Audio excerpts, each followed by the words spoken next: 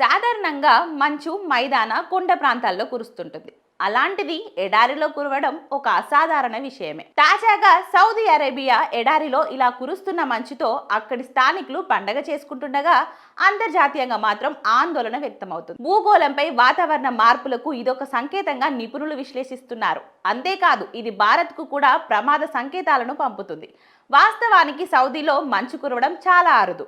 ఈ శీతాకాలంలో సౌదీ ఉత్తర ప్రాంతాలలో ఇలా మంచు కురవడం అసాధారణంగా ఆందోళనకరంగా మారింది. తబుక్ సహా ఇతర ప్రాంతాలలో పర్వతాల్లో ఉష్ణోగ్రతలు పడిపోయి కొండలు తెల్లబడ్డాయి. చలి ప్రాంతాల తరహాలో ఇక్కడ వాతావరణ హెచ్చరికలు జారీ చేస్తున్నారు. మంచుతో కప్పబడిన ఎడారి వీడియోలు, వాటి అందాలు వైరల్ అవుతున్నాయి. అయితే వాతావరణ మార్పు ఇక దూరపు ముప్పు కాదని, ప్రమాదానికి చాలా దగ్గరలోనే ఉన్నామని ఈ పరిణామాలు స్పష్టం చేస్తున్నాయి. సౌదీ ఎడారిలో కురుస్తున్న మంచు తరహాలోనే భారత్లో కూడా అసాధారణ వాతావరణ పరిస్థితులు కనిపిస్తుండడం రాబోయే ముప్పుకు సంకేతంగా శాస్త్రవేత్తలు హెచ్చరిస్తున్నారు.